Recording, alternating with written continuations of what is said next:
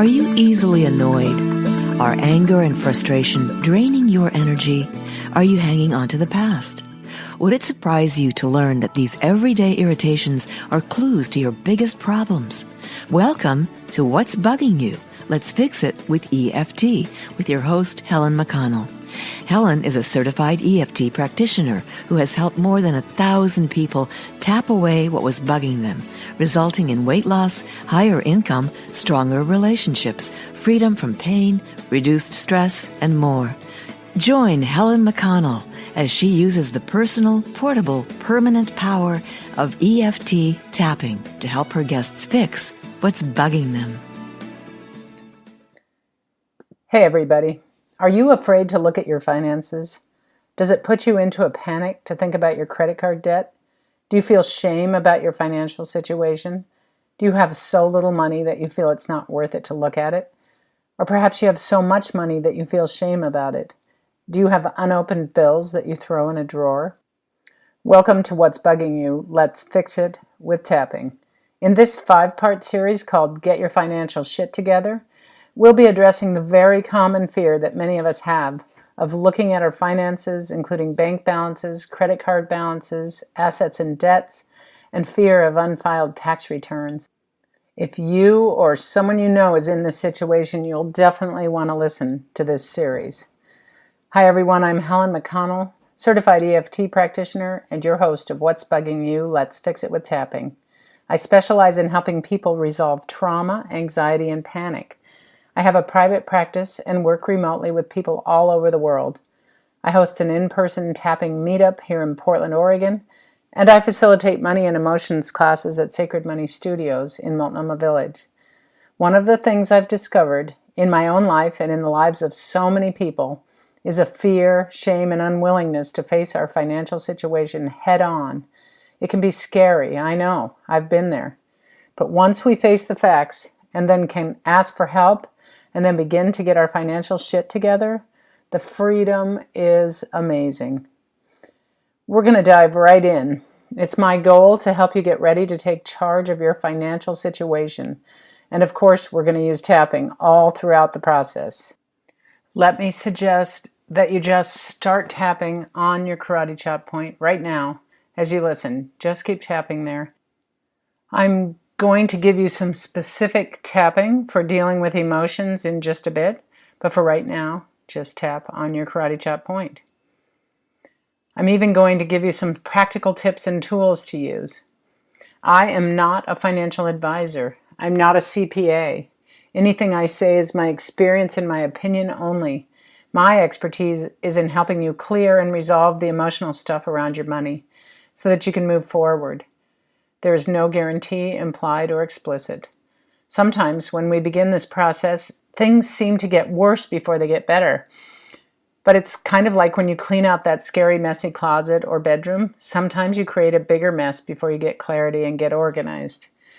But it is my promise to you, you can begin to get your financial shit together. And there is hope. No matter your age or financial situation, you're not alone. Let's do this together. Are you still tapping on the side of your hand? Let's do a little tapping to keep us balanced as we go through this. So I want you to think about looking at your finances. Say out loud, I'm going to face my financial situation head on. Just repeat that out loud. I'm going to face my financial situation head on. Now notice what comes up for you. What do you feel in your body? Do you feel tightness in your chest? Resistance in your gut? A sinking feeling? Is it fear, shame, or another emotion? What are the voices in your head saying about this? Are they saying things like, "Are you kidding? No way. It's just too overwhelming and scary. It's too late." Maybe the voices are telling you to run. Take a moment to acknowledge it all and do your best to continue. While tapping on the karate chop, repeat after me. Even though I'm noticing all these sensations and thoughts,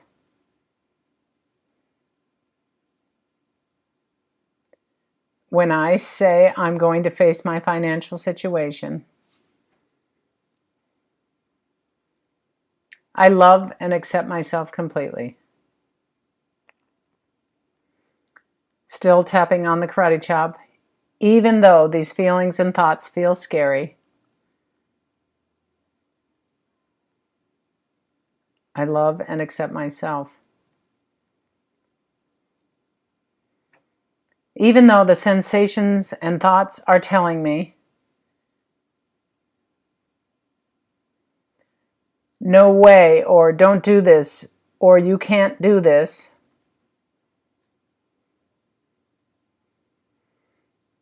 I love and accept myself. Now tapping around the points, starting at the top of the head, repeat after me. These sensations on the eyebrow, these thoughts, side of the eye, just saying I'm going to face my financial situation. Under the eye, no way, it's too scary. Under the nose, I should just give up again. On the chin, there's no hope for me. Collarbone. But those are just thoughts. Under the arm, and I can change my thinking. Top of the head, and therefore change my feelings.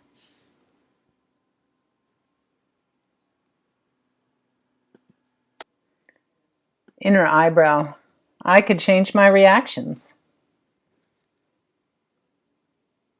Side of the eye, and my actions. Under the eye, wow, I could change everything. Under the nose, maybe I can get ready to face my financial situation. On the chin, maybe I can get help. Collarbone, maybe I can do this. Under the arm, one step at a time.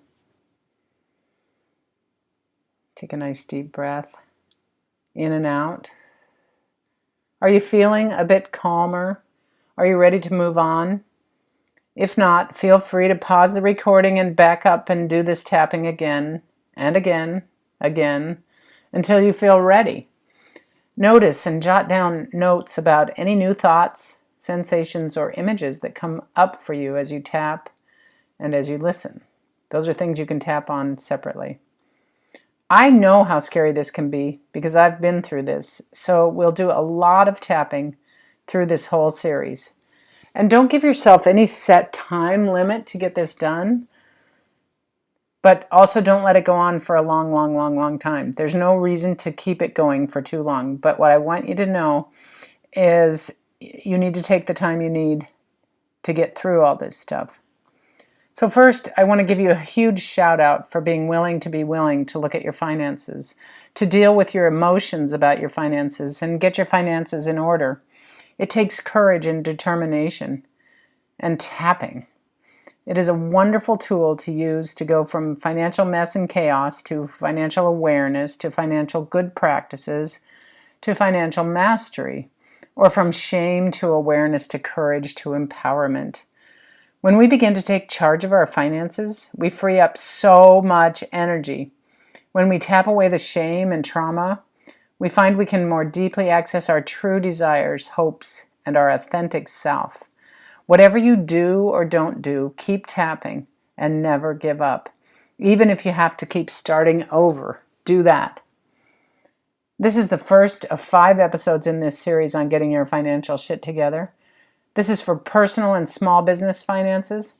Take charge of your financial life because I want you to gain financial freedom, which means I want you to feel freedom about your finances. No more shame, no more guilt, no more ignoring, no more hiding, facing the truth and sticking with that. By listening to these episodes, you'll be able to begin to get your financial life in order, gain clarity, and create a plan and goal to aim for. Be sure and tap. You'll be able to face the prospect of talking to a financial expert or other specialist you might need to help you along the way. Imagine what your life would feel like if you don't have any financial secrets. And I mean secrets from yourself. I'm not implying you should go around sharing your money stuff with others, except with your specialists. When I had deep, dark money shame and secrets, I found it difficult to show up authentically at events and social engagements. I didn't date.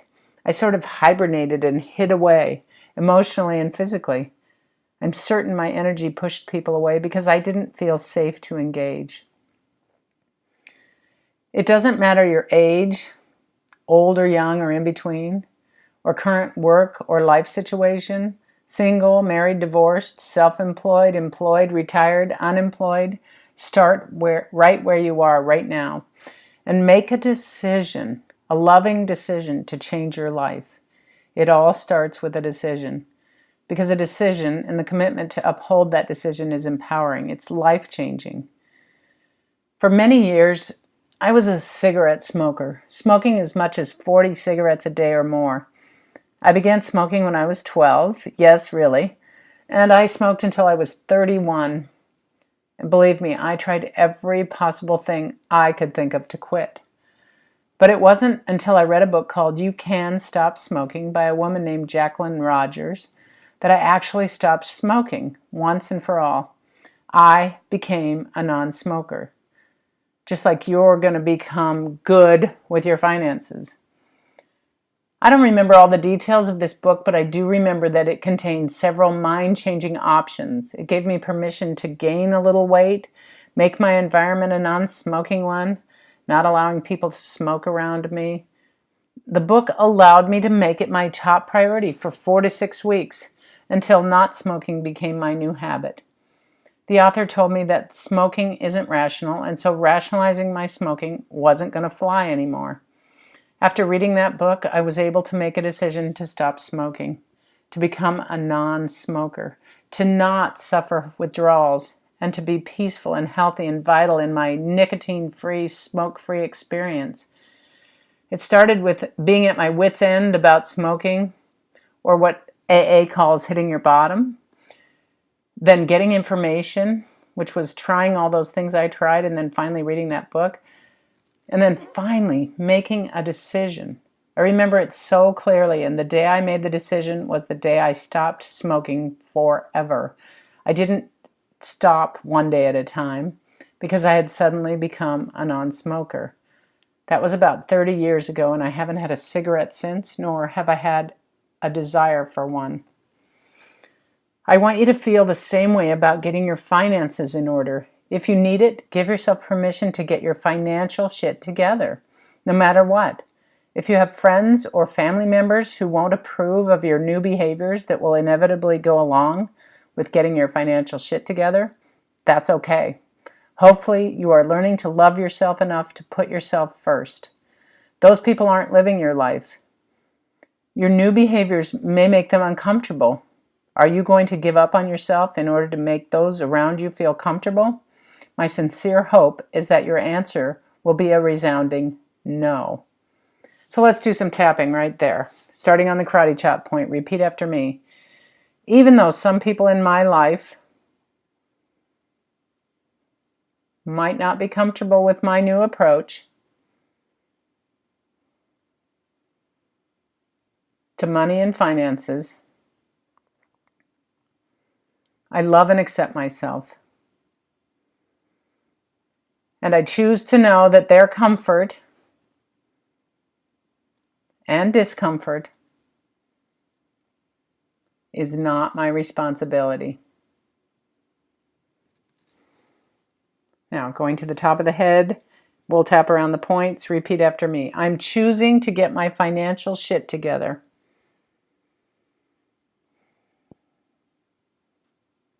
On the eyebrow. That may make some people in my life uncomfortable. Side of the eye, but I'm committing to myself. Under the eye. And that's the most important commitment I can make. Under the nose, I'm putting myself first. On the chin, I'm facing my financial facts. Collarbone, I'm creating a new relationship with money. Under the arm, and I'm okay with that. Top of the head, if people don't like it. On the eyebrow, I can remember that I am the one living my life. Side of the eye, and they are living theirs. Under the eye, and if they are uncomfortable. Under the nose, I can't fix that. On the chin, I no longer wish to give up the sacredness of my life. Collarbone, to please others. Under the arm, I'm loving myself.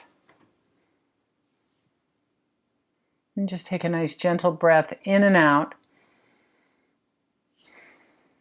And like always, if you need to, you can repeat that. As you begin to face your finances head on, I can pretty much guarantee that you will be flooded or even bombarded with a variety of emotions, thoughts, and sensations. That's why tapping is going to be your best friend through this process. I'm going to do my best to break this down into easily attainable steps, but feel free to break them down further into even smaller steps. Just keep taking steps. We are spiritual beings living in a physical, material world. I do a lot of energy work with myself and my clients so that I can live more fully in this human world.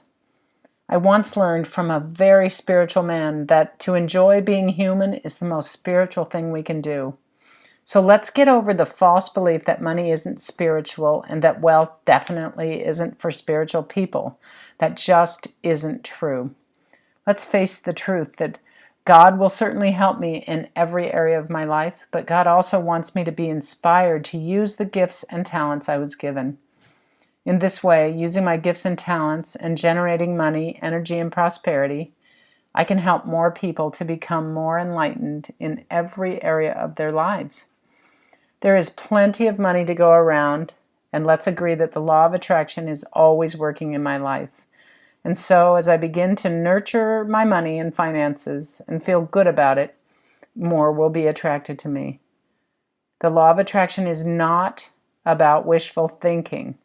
I know because I tried ignoring my finances for so long. I kept hoping that if I wished hard enough, money and wealth and all the other things I thought I wanted would simply show up in my life. That didn't happen. And I want to be clear, it took many tries and a lot of tapping to be willing to begin to take charge of my finances. I'm not perfect at it, and you don't have to be perfect either. Just start taking inspired steps in the direction of what you do want and away from what you don't want. And in other words, step towards what feels in alignment and away from what doesn't. Stay tuned for some more great tapping on finances and money after this brief message about an event I'm sure you'll be interested in. Hey listeners, do you live in or near Portland, or have you ever wanted to visit? There's an amazing 2-day event coming up that I think you'll want to plan for. The Mindful Wealth Conference is happening on September 14th and 15th. Presented by Sacred Money Studios, this event is about choosing financial wellness, healing old stories, and becoming grounded in your dreams.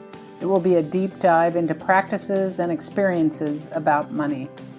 Some of the most innovative, creative, and courageous experts in finance will be presenting about meditation, yoga, healing financial trauma, claiming your dreams, practical money skills, and falling in love with what you're capable of. I'm honored to be a presenter at this event. The Mindful Wealth Conference is all about learning and experiencing. Come spend 2 days with us, and if you're visiting, spend a few more days discovering Portland. Please go to mindfulwealthconference.com for more information and to register. Welcome back to What's Bugging You? Let's Fix It with Tapping. in this series called Get Your Financial Shit Together. Ask yourself right now, who would I be if my finances were in order? What areas of my life would be different? As you get your finances in order, you may have to deal with your shopping addiction, or your social life might change. Your intimate relationship situation could be very different. Much better, I hope. But these are the things that happen when we get clarity, when we establish integrity, when we face our shit. If, like me, you've been hiding in any area of your life, you're not being your greatest self. First, I'd like you to check in with yourself. Just thinking about tapping about unpaid bills and unattended bank balances and maybe unfiled tax returns. Notice any sensations you feel in your body. Where are they? And now notice those. You can pause whenever you need to. Rate the intensity of those sensations using the 0 to 10 scale, with 10 or higher being I can't hardly breathe when I think about my financial situation, and 0 being I've got it all together financially, or wherever you fall between those two numbers. Let's tap right now so that you can stay focused. I'll use general sensations and phrases that I've gathered from attendees in my money classes at Sacred Money Studios, my clients, and myself. Tapping on the karate chop point, repeat after me. Even though I feel tightness in my chest, and I just want to run away when I think about my finances, I love and accept myself. Even though my financial situation feels like a big mess, and I'm carrying a lot of shame about it, I love and accept myself, and I really would like to get freedom. Even though it seems safer to just keep my head in the sand and not look at my finances, I love and accept myself. And we're still tapping on the karate chop. Even though it feels overwhelming to even consider getting my finances in order,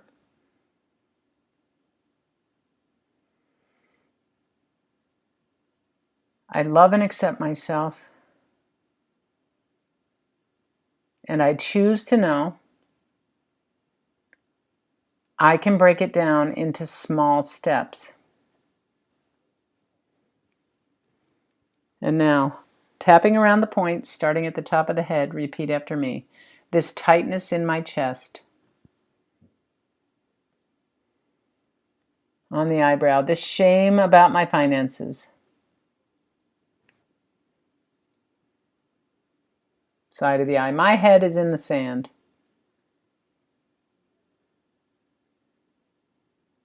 Under the eye, trying to keep myself safe. Under the nose, it feels overwhelming.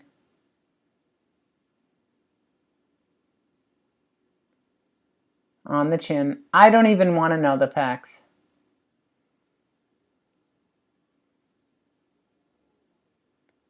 Collarbone, it seems safer not to look. Under the arm, it seems safer to not know. Now take a deep breath and check in again with those sensations in your body. Hey, we better do another round. I'm sensing lots of emotions around this topic, and that's okay. Top of the head. I don't want to look at my finances. Eyebrow. I refuse to look at my finances. Side of the eye. I won't look at my finances.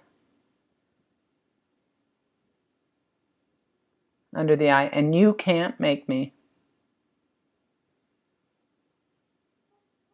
Under the nose. I like keeping my head in the sand. on the chin. It feels safe and familiar to not look. Collarbone. I'm kind of in a low-grade panic every time I use my debit card.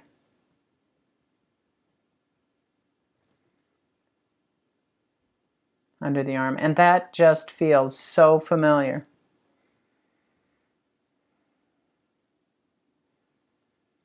Okay, take another deep breath. Notice again your sensations. Hey, I get that this is a very emotional topic. I've been there.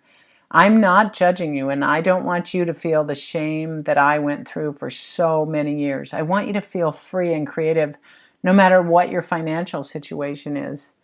You can re-listen to any of this tapping anytime. You can stop and rewind and listen again and tap again. Now, here's a practical tip, your first practical tip in this series. Do this. If you don't already have the app for your financial situation, your bank or your credit union, get it now and link your account or accounts, all of them that belong to that financial institution. This will make it easy to look at your money every day. Yes, every day. This is a new relationship with money, and just like a relationship with your honey, you need to give it attention every day, loving attention.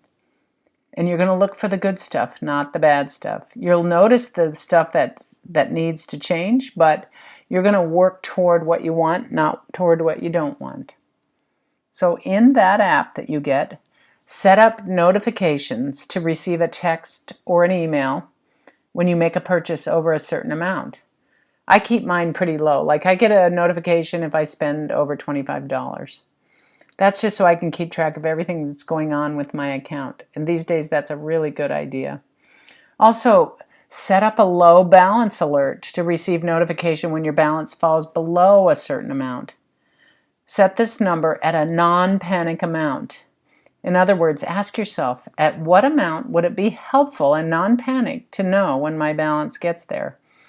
For me, it's $300.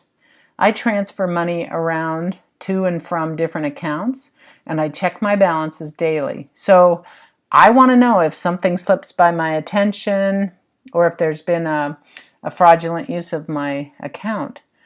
And if my balance drops below $300, I get a notification. Use the number that works best for you. It's important to note that even if my balance goes $1 below $300, I'll receive the notification. And I will receive it only once, no matter how low it gets, until I get the bank balance back up over $300, and then it goes below again. I'll get the notification again. So let's tap about setting and receiving a low balance alert. And remember that if you receive a low balance alert on your app, there is no one judging you. Okay, that's really important to remember. Tap on the karate chop and repeat after me. Even though it makes me feel anxious to even think about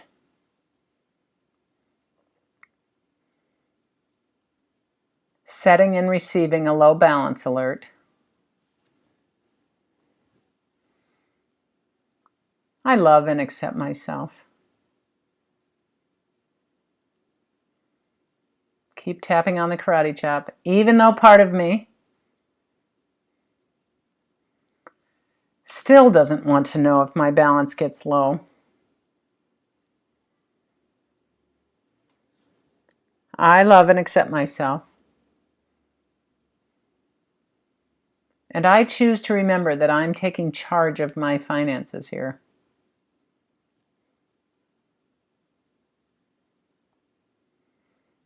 Even though it's scary to know that my balances have dropped below a certain amount, I love and accept myself. And I choose to know that it's more scary to not know.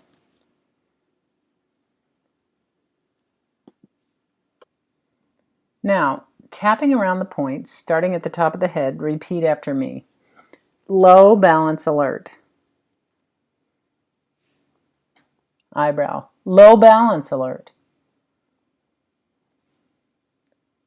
Side of the eye. It feels so scary.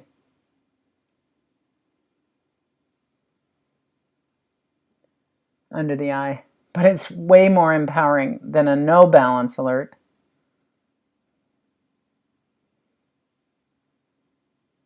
Under the nose, or an overdraft notice.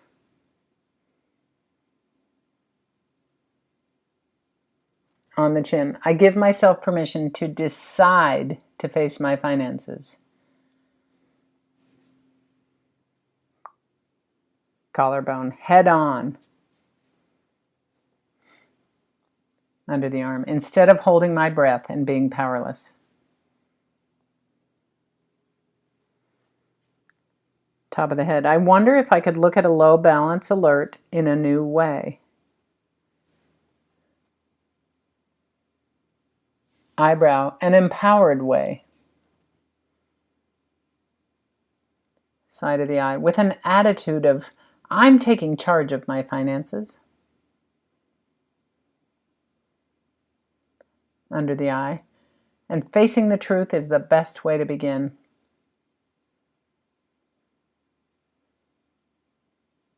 Under the nose, low balance alert.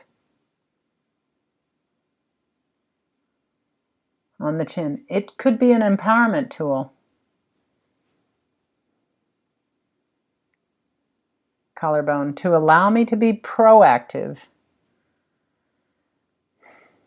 Under the arm, rather than reactive.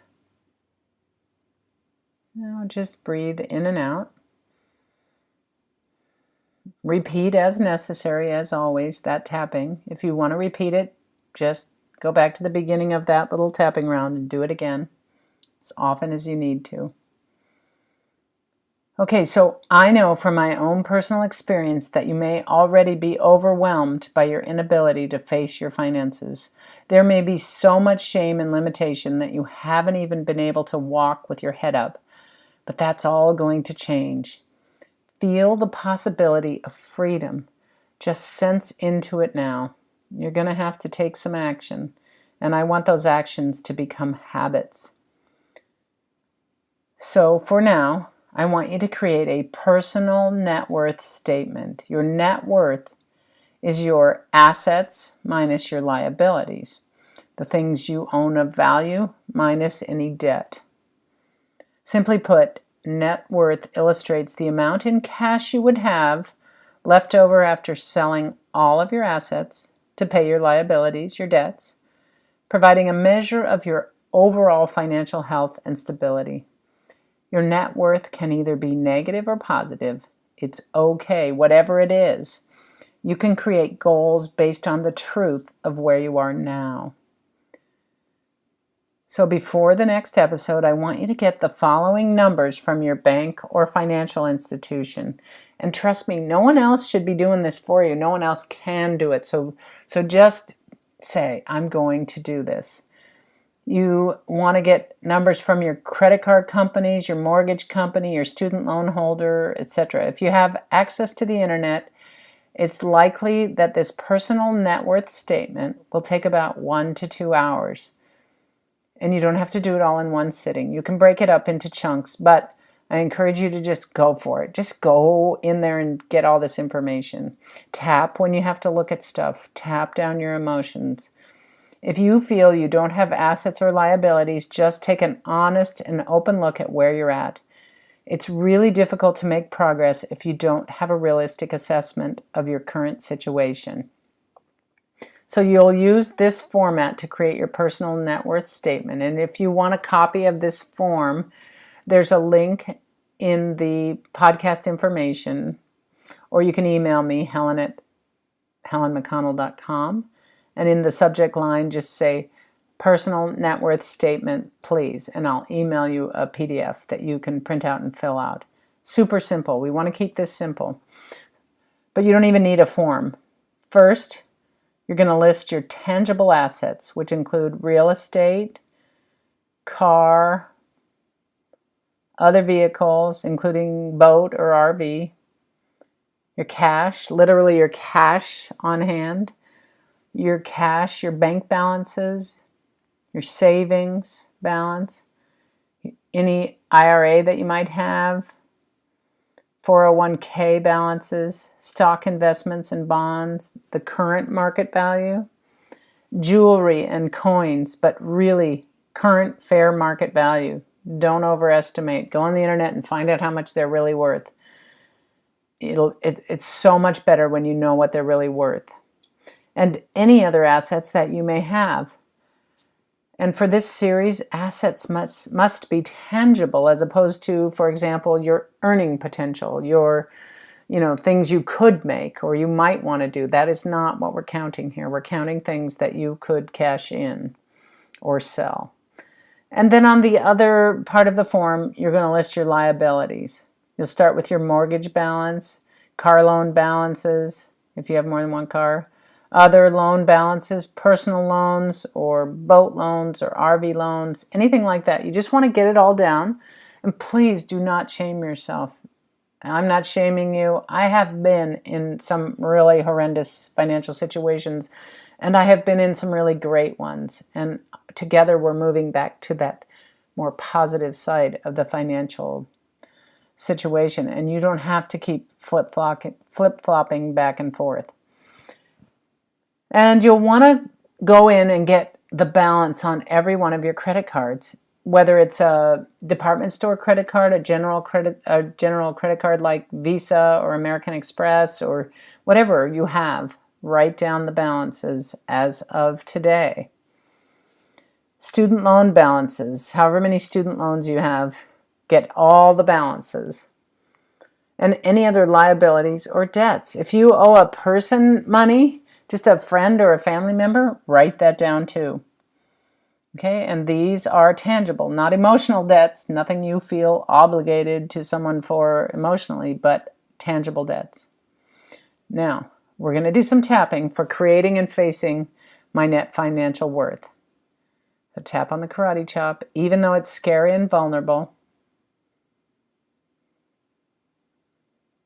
To create and face my financial net worth statement.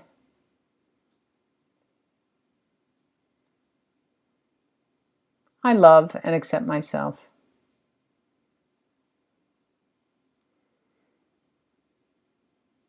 Even though I have to find all kinds of numbers, and that feels difficult, I love and accept myself. And still on the karate chop, even though I just want to put my head back in the sand, I love and accept myself. Top of the head, creating my financial net worth statement. Eyebrow, it's scary. Side of the eye, I'm not sure how to get all the numbers.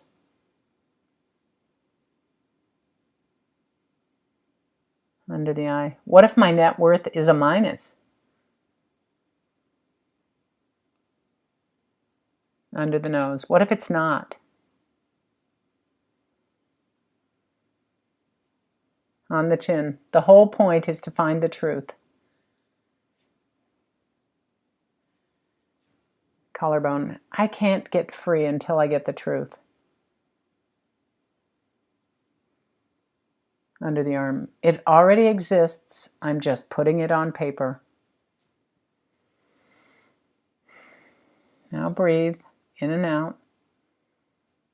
And revisit your fear and feelings of vulnerability in creating your personal financial net worth statement. And as always, you can repeat that again. So creating your personal financial net worth statement is sort of your assignment for this week. In the next episode, part 2 of this 5-part series, we'll address the correlation between your financial net worth and your personal self-worth. Not what others think of you, but what you think and feel and believe about yourself, what you feel you deserve, what your beliefs are about creating more wealth and income, I'm really looking forward to helping you get your financial shit together so we can all go out into the world and do what we came into this life to do. There is so much freedom that is waiting for you.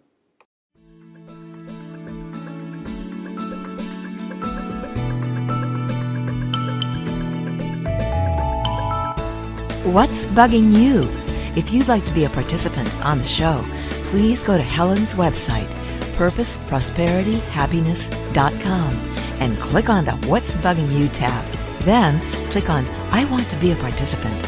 While you're on the site, you can view all of Helen's free tapping videos or schedule a complimentary transformation conversation.